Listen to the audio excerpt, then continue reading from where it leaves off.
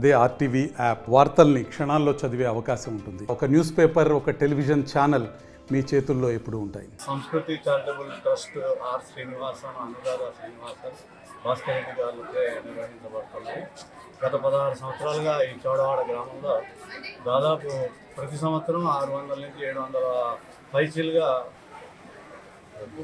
OP చూసి వారికి అవసరమైన ఎమర్జెన్సీ మెడిసిన్ మరియు ఉచిత ఫస్ట్ ఎయిడ్ కిట్ని వారికి ఇస్తున్నాము.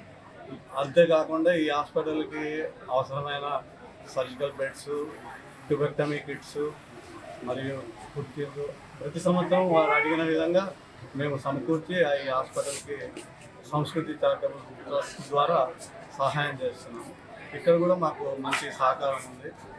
సర్పంచ్ గారి దగ్గర నుంచి కానీ, హాస్పిటల్ నుంచి కానీ, అందరి దగ్గర నుంచి మంచి సహకారంతో అందరు పేషెంట్లు కూడా ఓపిక్గా వచ్చి చూపించుకొని వాళ్ళకి కావాల్సిన మెడిసిన్ తీసుకొని వెళ్తున్నారు.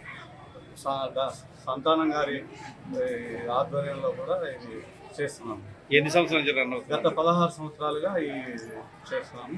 ప్రతి సంవత్సరం కూడా 600 నుంచి 700 పైకి ఇక్కడ పేషెంట్లు వస్తున్నారు ఓపీలో.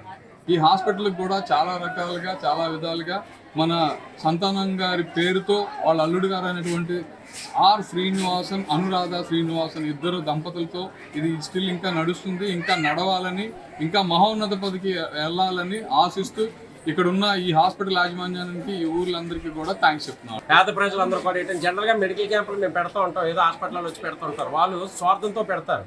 మాకు పేషెంట్లు కావాలి, ఇక్కడ వాళ్ళకి ఏదో ఆపరేషన్ చేయాలి ఇచ్చారని చెప్పి మళ్ళీ వాడు తీసుకెళ్ళి ఆపరేషన్ చేస్తారు. ఇప్పుడు ఆర్ శ్రీనివాసన్ గారు, వరఫ్ రాజా గారు ఏంటంటే ఏ స్వార్థం లేకుండా ఈ చౌడవాడ గ్రామం మా అదృష్టం ఏంటంటే, ఇక మా ఎంపీటీసీ గారి దగ్గర ఆయన భూమి కొనుక్కున్నారు.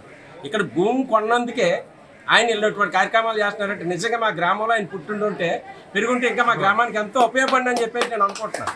నేను ఒకసారి ఈ స్వార్థంగా కూడా ఆలోచన, అయ్యో అలాంటి మంచి మా ఊళ్ళో పుట్టుంటే బాగుంది కదా. మరి ఈరోజు మా ఫ్రెండ్స్ చెప్పినట్టు కూడా లాస్ట్ ఇయర్ అయితే మా హాస్పిటల్లో ఆపరేషన్ థియేటర్లో ఓటీ టేబుల్ ఏదో అంటారు, ఓటీ టేబుల్, నెక్స్ట్ ఏసీలు, కంప్యూటర్లు, ఏదైనా మా మెడికల్ ఆఫీసర్ అడగడం అయ్యాం. ఈ గల్లాపట్ల పాత సినిమాల్లో మాయాపరిశ చూస్తాం చూడండి, లేకపోతే అబ్దుల్ అలా అయితే సినిమా ఉంటుంది, ఒకసారి ఐడియా లేదు. గల్లాపట్టి కాలు దులిపితే చాలు ఏం కావాలంటే మా డాక్టర్లు ఏంటంటే మా మెడికల్ ఆఫీసర్ సార్ రాజా గారు మాకు ఇదంటే ఆయన గల్లాపెట్టి దులపడమే, ఏదైతే అది తీసుకొచ్చేస్తున్నాడు. నిజంగా ఇలాంటి వ్యక్తి నేనైతే నా రాజకీయ జీవితం, నా అనుభవం 30 సంవత్సరాల రాజకీయాలకు నేను ఎక్కడా చూడలేమండి. నేను ఎక్కడా చూడలేదు.